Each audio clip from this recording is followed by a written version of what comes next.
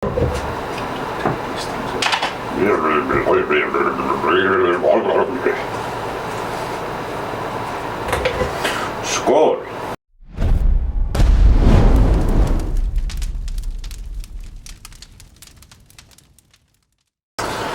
Hello, Chief and Ralph here.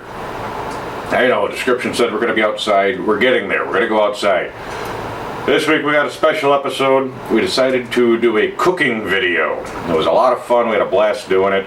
If you've ever filmed a cooking video, there's a lot of movie magic involved in it. We didn't have any of that, of course. We don't have things ready and you pull them off screen and oh, look, we have one done from the oven. We're doing fire cooking. Outside, we spit roasted something, which is Hollywood will tell you the most fun thing to watch in the world. Big hunks of meat on the fire and some guy turning them, and they're always throwing wine on them, and it always looks great. Ours doesn't look quite that great. The food looks great. Watching it's a little different. We had a few issues, technical difficulties and whatnot. It's also 90 plus degrees Fahrenheit. If this ever goes overseas, that's many degrees Celsius. So we're a little lower energy than we like to be, a little brain dead. We didn't talk enough. Not that everyone likes to see the talky bits, but I want to explain a little bit about the video and frame it out a little bit. So the inspiration for this came from Tasting History with Max Miller. Not that his channel needs a shout out from this one, but I love all that he does. It's introduced to me when YouTube suggested his video on making heart and mead. And of course I watched it and I fell in love with everything he does. So the recipe came from, such as it is, an early meal. This is a great cookbook. It's not so much a cookbook, we'll get into that in a bit. It's a great book by Danielle Serra and Hannah Thunberg. And I apologize for butchering the names. It's an early meal, a Viking Age cookbook in culinary odyssey. It explains a lot about what we know and what we can safely assume about Viking Age and Scandinavian cooking of the period without going into definitives. Because what do we definitively know? We know that on the Osberg ship they found evidence of crab apples. You know, what were they doing with them? We don't know. So this book goes into not so much reenactor cooking, but kind of recreation cooking, Viking Age recreationism instead of just reenactorisms, which I love. It explains from what area the recipes could be from, what area the foods, different parts of Scandinavia. The recipe we made today came from Norway, so it'd be not exclusively a Norwegian dish, but something that we have evidence or could safely assume or think they might have made in Norway. And that's heart. I don't know if you've ever roasted heart. In Tasting History's video, what kind of I saw as a challenge, it's spit roasted heart is the recipe. Of course, Max Miller didn't have a spit roaster because normal people don't. We do! We have a fire pit and a spit roaster and a tripod and cauldrons and Dutch ovens and cast iron frying pans and steel frying pans and fork roasters and Viking frying pans, S-hooks. How many tripods do we have? We got a lot of stuff. We like cooking on the fire. As such, it wasn't our first time doing it. Might not be the most interesting because it's not professional enough to be a good instructional video, and it's not stupid enough to be that funny of a video. Just wanted to frame it up a bit. Highly recommend the book. This is also going to be the first video I'm editing on my own. As I've said before, I have the best looking cameraman in the biz. I also got the best looking editor in the biz, my wife. My wife's also busy because she works for a living and I'm an unemployed bum. So I'm taking a crack at editing. So if it's crap, obviously it's not her, it's me. So let's see what we got. Watch the video, hopefully you enjoy. I'll ramble a bit more about Viking cooking at the end. Till then, skål. Alright, what are we doing? Through a picture on Instagram, I started curing bacon. Today we're just flipping it. I don't have any footage of the start of this. Just some pictures on Instagram. Check out the Instagram. At Ralph of Hamilton is my Instagram. Hashtag Ralph of Hamilton. hash brown selfie. I still don't know how all this works. Again, got my first smartphone, playing around, having a lot of fun with this stuff. So I'm gonna lift it up. I'm gonna hold it too close to the camera. You can see what's going on here. Oh yeah, that's pork belly. So curing pork belly means I'm making bacon. That's what this is going to become. It's your salt, seasoning, sugar mixture. You throw it on there, you let it dry. I'm flipping it around. You flip it every other day. Then you wash your hands intensely. Put it back in the fridge. Hey, proof I'm washing my hands, right?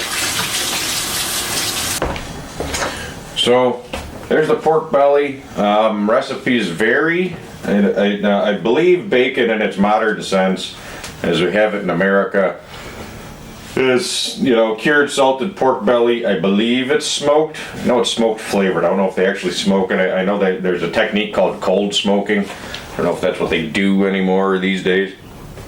But, very similar to salt pork.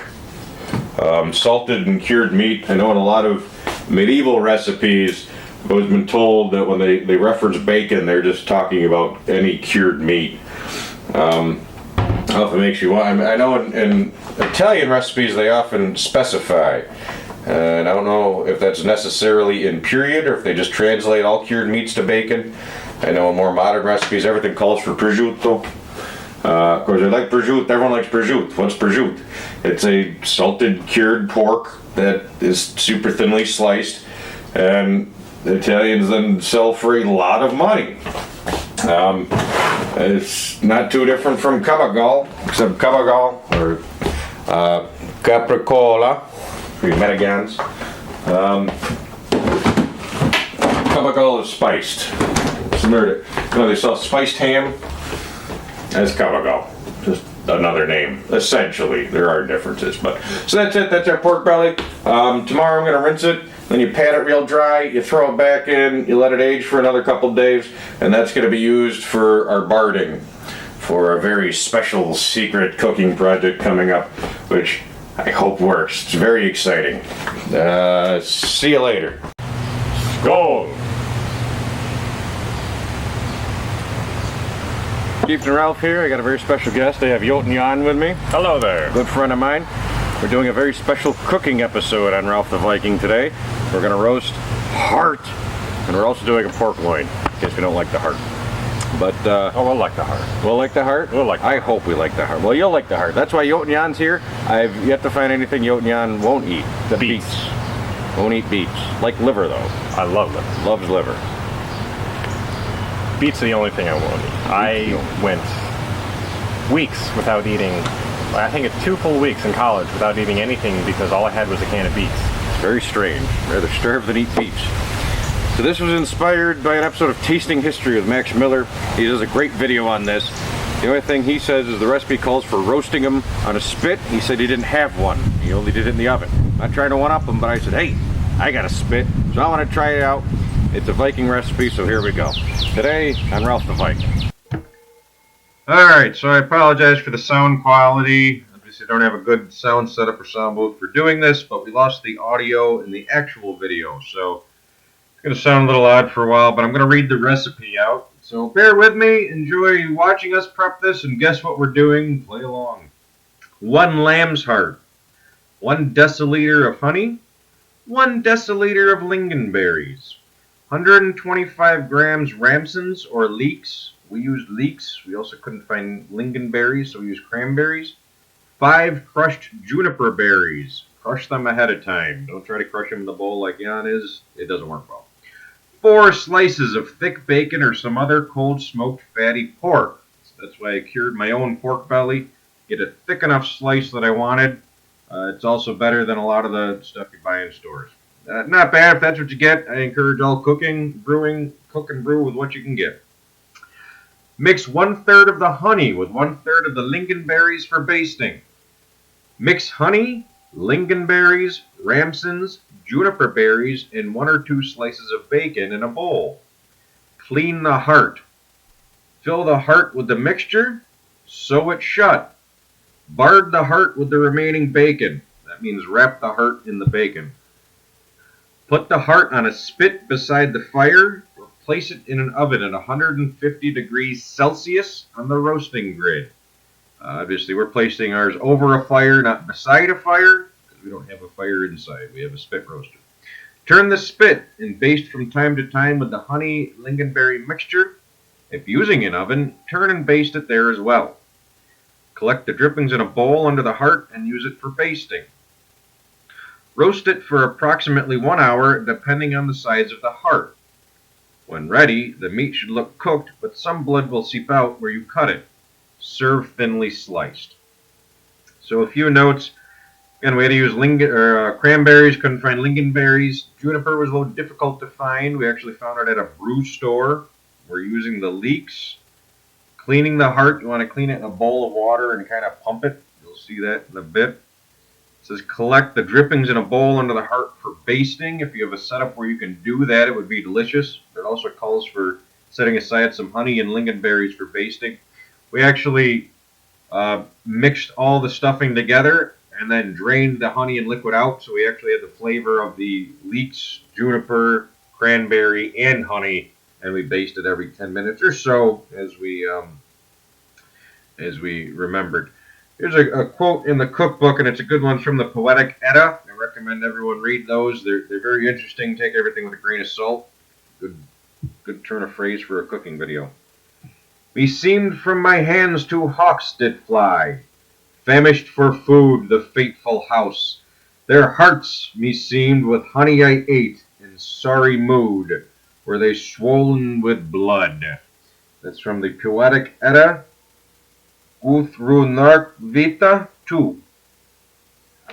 So there you go. A little poetry reading as we are prepping our hearts and getting them ready. And I'm sorry I lost the audio. The whole day was plagued with a lot of issues. We had a lot of problems. This was just one of many. Let's see towards the end of the video how we're running out of steam. We're trying to stay positive, and we're still having fun. It was just difficult. So, yeah, here we're cleaning the heart. Said you pump it under the water a bit. It's a little gross.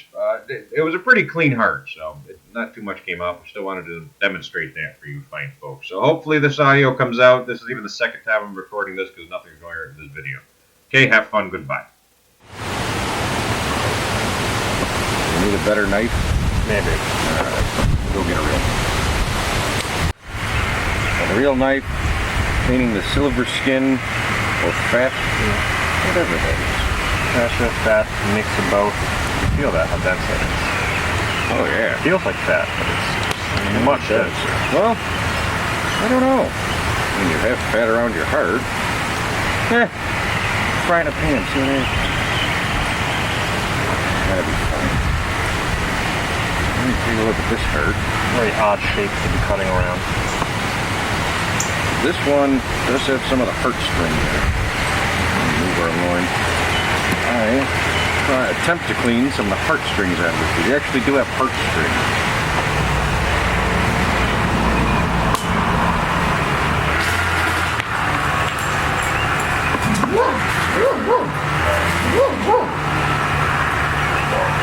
Dogs go.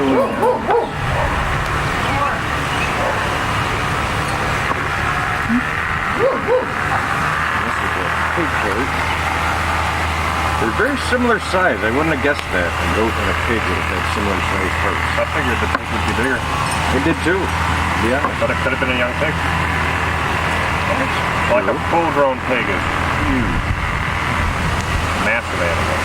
Only 12 feet long, even without being like a wild boar. Yeah, they get big. They always kind of want to go on, but they are big. I don't want teacup big. I want to be able to eat it someday. Have it with teeth. Have it with teeth. 3 o'clock tea time. Dense, but it doesn't feel like organ meat. There's something odd about it. It doesn't feel like your typical organ meat. Yeah. Remember, we don't know what we're doing. We're just having fun.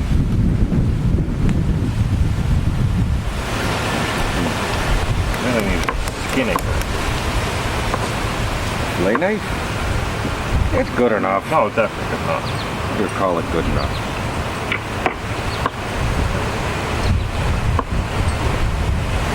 Grim, not for you. I know frost giants would love to eat heart.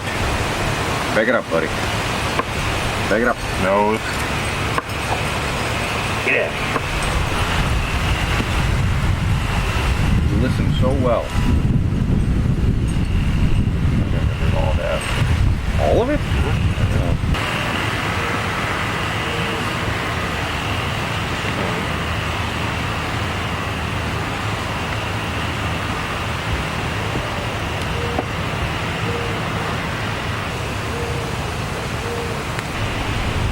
Silence. Yeah, I know. Silence is terrible for this, but I'm super fascinated. Hopefully everyone else is too. It's fascinating. In tasting history, they talked about this would be served at a high feast, a dish reserved for the konung or king or local high jarl. One of the main reasons being that to kill an animal, you want to use everything, right? And a lot of times, what meats do they have? They use a lot of goat. They'd have goat or sheep or lamb. If you're killing a lamb, then you're not getting any more wool out of it. So it's a very special dish. Right. And it's very There's special. only one per lamb. Then there's only one per lamb. You got 4 whole legs. Yeah. Got 2 whole rib racks. Just one heart. A bunch of stomachs, I think. Yeah. Yeah. Only one heart. Oh, and you cut that in half. We're going to? Yeah, we want it to look like this. We're going to stuff it, and then we're going to roll it around the spit. I want to check where they cut this one, since this is the one they prepped. I don't know if it matters. Just on the side, I guess. Let's put it down and... Yeah.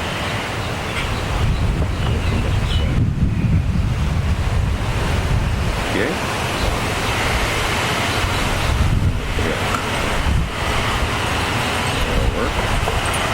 Look at the color on the goat heart versus the pig heart. For years, all the strings weren't cut up too. Cut out the heart string. The color on it, it's interesting.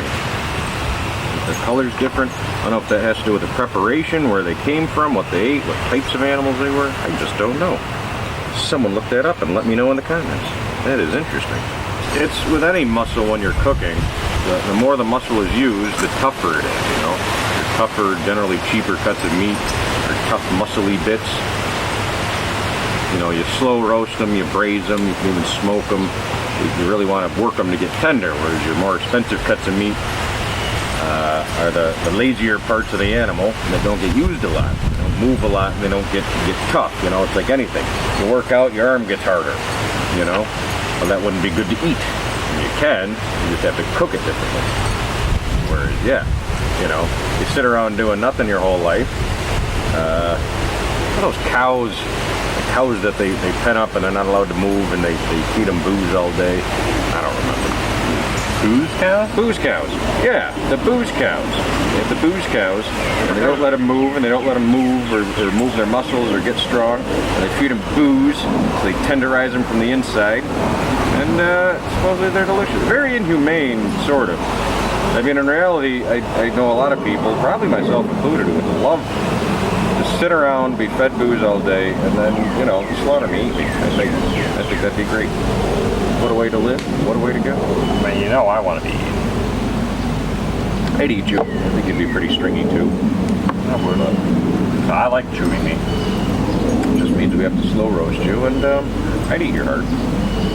I think. We'll see how this heart comes out. And we'll see. That'll determine if I'm eating your heart later. Alright. Let's try stuffing these. So, make sure we get our honey and everything. We might be able to just kind of drain this or just baste out of this. Yeah, I think we should definitely, we'll have the juices to baste it from. That's for sure. So to put as much stuffing as you can, but you're not going to be able to put too much in here, huh? I don't know.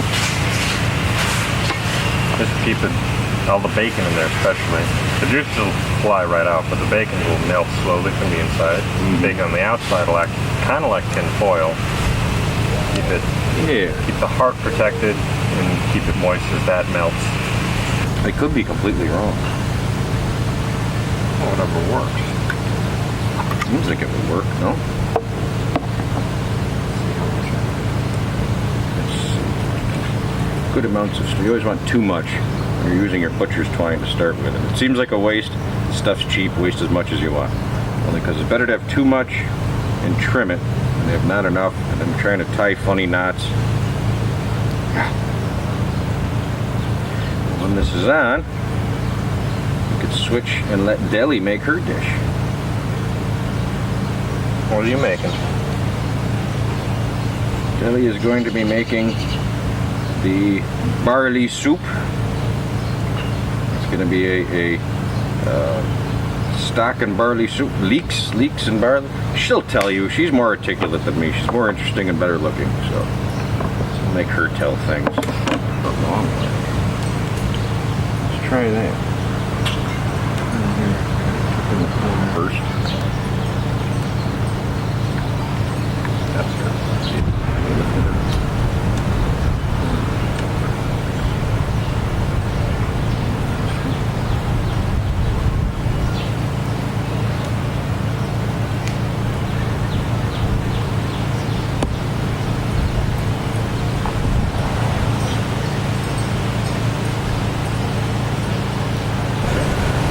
We'll see. Seems solid enough. Bacon brown.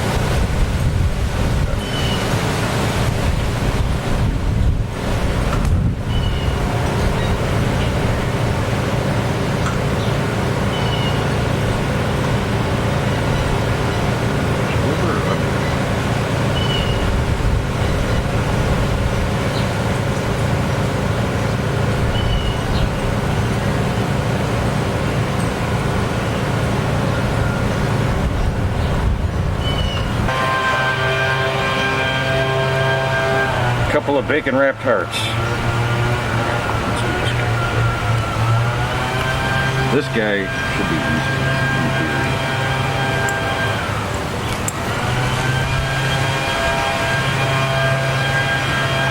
Fold in half or roll it? Fucking roll over.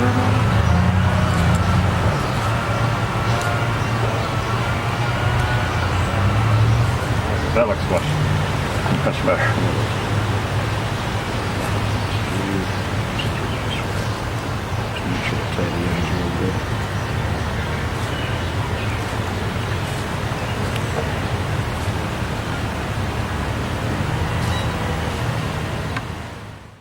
Alright, as I said before, when you have the top of the leeks, you gotta do something with them. They're a little tougher.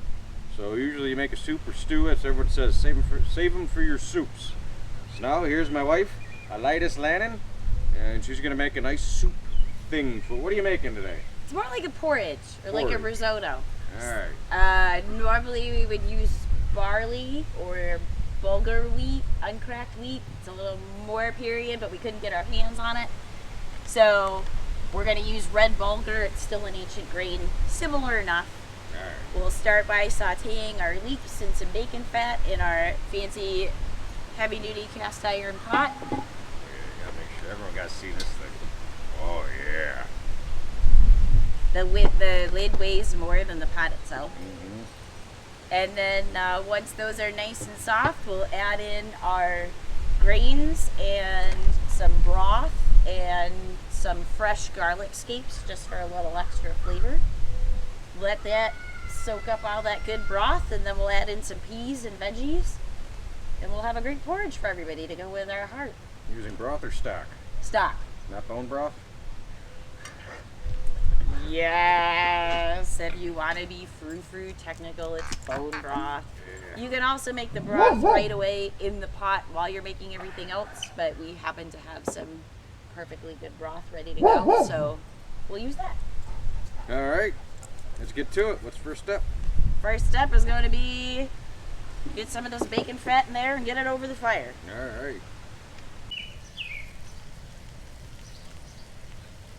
Alright. So, we got a new toy. I want to play with my new pan. So I'm going to do kind of an obligatory Viking cooking thing where everyone always makes flatbreads. So we're going to do some flatbreads. I'm going to season the pan a bit. It's a great use if you do cure your own bacon. Great use for the ends. Or if you buy slab bacons, or you can buy the ends, usually a little cheaper. I know you want bacon, don't you? You're not getting any. So we're going to throw some bacon on this pan. We're also catching some good drippings from our roasting meats. Oh yeah, listen to that. Oh yeah.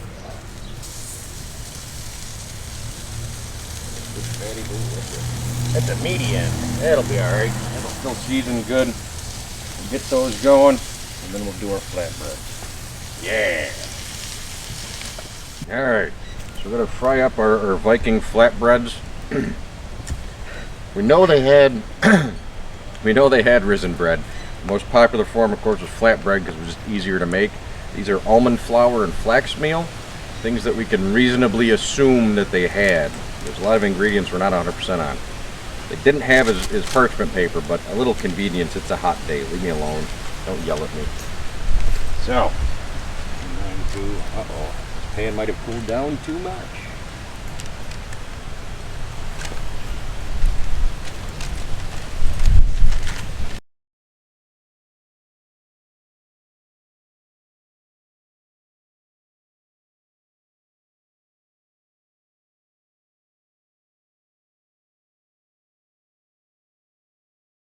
So we have our porridge cooking. It's just about done. I'm going to add our fresh peas and parsnips. I was hoping to get carrots, but we could not find them of the kind we wanted today. Where was like peas and carrots? Peas and carrots. So this is actually a little more done than I wanted it to be, but we're getting close. I want to make sure the parsnips cook.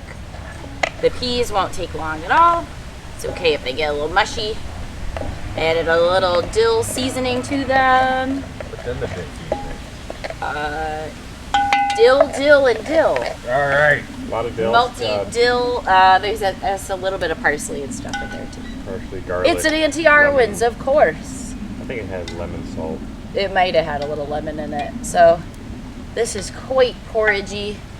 I am going to get it as far away from the hot fire as I can so our vegetables will actually cook without burning our porridge.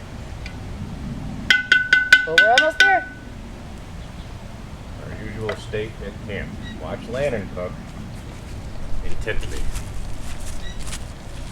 Oh yeah, that looks good. Want the lid on? Yes, please.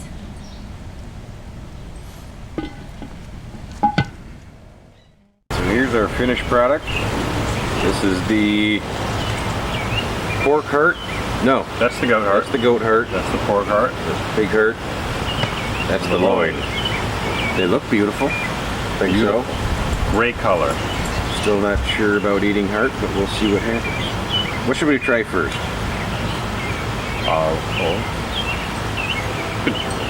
Start with what's familiar. Yeah, that's last. Okay. I don't want to Well, then we go with the goat.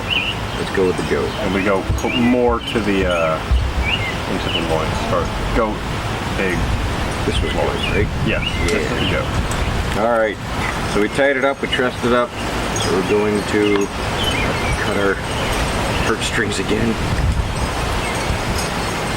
Dog wants some, he's not getting any. It's very sticky. We basted it about every 10-20 minutes when we remembered with our honey mixture. And that made it very sticky.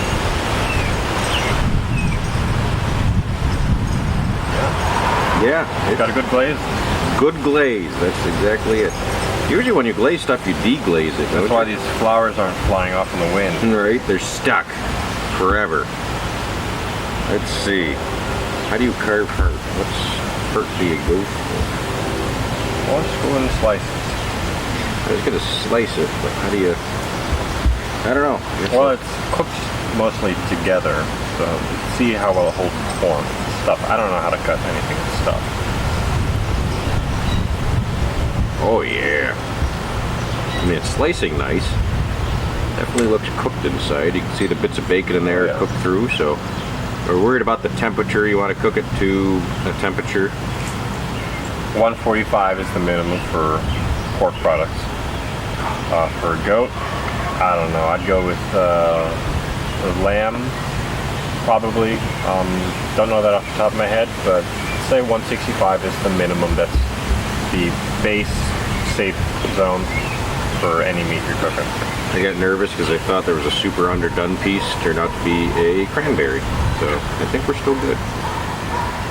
Well, yeah, I see that. I think we're still good. There's so much bacon wrapped around this, I'm not even 100% sure where the heart is. I'll be honest. Nothing else, we made candied bacon. Say, ooh. Ah. Ooh, ah. He does it better than me. My first view is to get them. Okay. Does that hurt? Mm-hmm. All right. Here we go. Got some heart. A little bacon in there. Let's try the heart first. Oh my God, that's delicious. That's all. Oh, yeah. Heart is just, it's super meat. It's just more condensed flavor. I'm not gonna lie, that's delicious. I recommend that highly.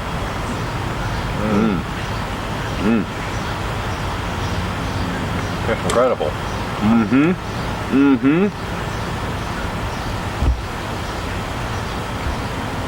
I could eat that whole thing. Due to the availability of heart to us now, I want to make like a dozen of these for all my friends. I think everyone gets a half a heart. Tell the camera, where do you get them? Where'd I get them? That was the, what did we do first? That was the goat. Windy Hill Goat Farm. Windy Hill Goat Farm has goat heart for sale. I don't know if they always have them. They happen to have them when we went though. I highly recommend this. You can do this in your oven at home if you don't have a spit roaster. I don't know what the difference is. I don't know if there's a difference in the cooking. It'll take a lot less time. I would still recommend doing low and slow. Yes, low and slow, definitely, because the heart can get tough. It's easy to make heart tough. Yeah, you talk. We had these on for about 5 hours. We did. We did them about 5 hours. We had them a little high on the coals, but that just let them go longer, slower. That's why they had this beautiful color. Nothing's burned anywhere on it. No, and that's amazing. Although we had our spit, I'm not going to say high. We had pounded it in good, but wasn't right on the coals, right on the fire. Should we do the other heart? Oh yeah. Let's swap these around. Okay. Let's see. We'll just eat some of this right off the cutting board, I think. That were for you. And none of it's for you. The dog's so excited because we kept telling him we don't like it, he gets to eat it, and we like it, so he gets nothing. It's much too good for you, as much as we love it. We do love him. We love him a lot. He's still not getting any of this. Almost. We're almost. There we go. Alrighty. Same thing. We'll try to slice here-ish. Heart and meat. Gonna eat some heart and meat. That one's for you, man. Right. Wow. That one actually was easier to slice. I don't know if it has to do with where they were on the fire or... Well, we wrapped that one up a little better. Maybe that was it. Alright. Take these beautiful pieces. So, the stuffing like disintegrated. It cooked right into it. Alrighty. Ready? Let's try some more heart.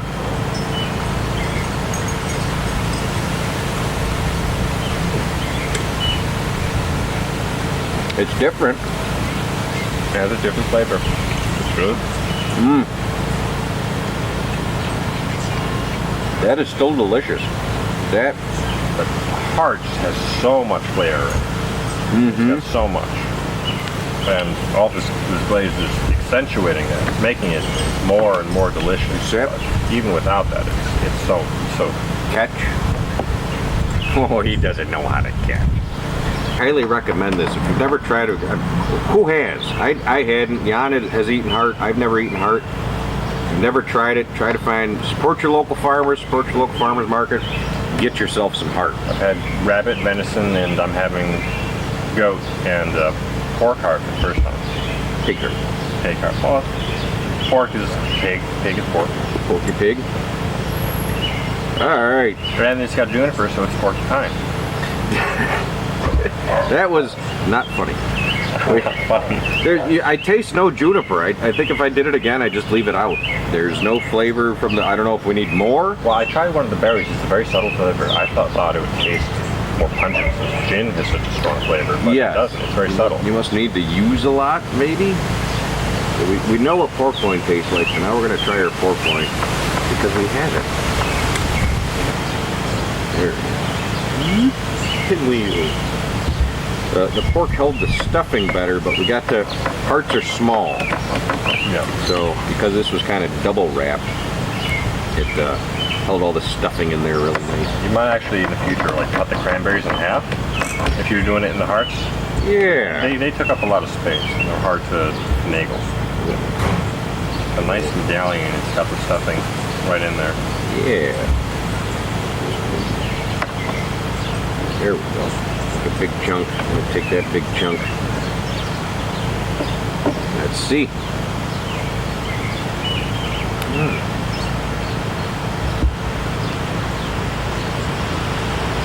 I guess very tender. Mm-hmm. Definitely cooks it right. Low and slow. 5 hours did it. And you still taste like this is delicious, but you can taste the difference between this and the heart. Mm-hmm. It's not just the texture, I gotta say.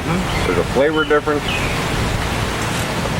Held the stuffing better, so you can taste the leeks more through it. Yeah, you can taste definitely the larger form held it all in. It's still in there right now. I wonder if you like some chicken with it. Okay. All right. So all our meat's delicious. Of course, you gotta try your side dish. My wife's speechless. It looks so good. Oh, got a great color. I love that the peas is still on whole and not all smushed and mashed around. Mush in there. Whole peas, leeks, red bulgur, red bulgur wheat, parsnips. They're done. A lot of times they'll dissolve too. People cook them too long. They don't need to be cooked very long. There's a little bit for us to try. Oh, thank you. Guess first. Great stocks, a tomato stock, not period, but delicious.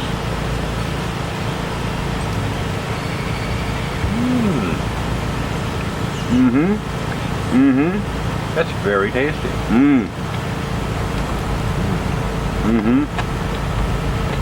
The garlic scapes. I had like garlic scapes. Had like another layer of flavor in there. See, it's so good I'm scraping the bowl. And there's a whole pot full of it. Oh yeah, it's delicious. Highly recommend that. If you ever need to feed a lot of people, especially and you're in a Viking encampment, Viking reenactment, this is how you do it. It's Viking risotto, recipe somewhere out there. Throw it together, you'll figure it out. It's delicious. Leeks, garlic scapes, parsnips, all of those things, mostly period. Easy to make, easy to customize. Great day well spent. Yes. Thank you for spending it. Oh. You're welcome. Bless your little heart. Which one? I don't know. Bless your pork heart. That one. I don't remember. I wonder if you like smash two hearts together to get something longer. Make like a sandwich, like fillet, and roll that. Try that together. Oh, we'll have to try that. Ooh, get one of them like the grills for like a popcorn grill cooker. basket kind of thing. Oh yeah. Sounds like we got a mission going on. We made good heart. We got to make it better. All right. All right. Is it a deal? I can do that. All right. Till then, Jan and Chieftain out.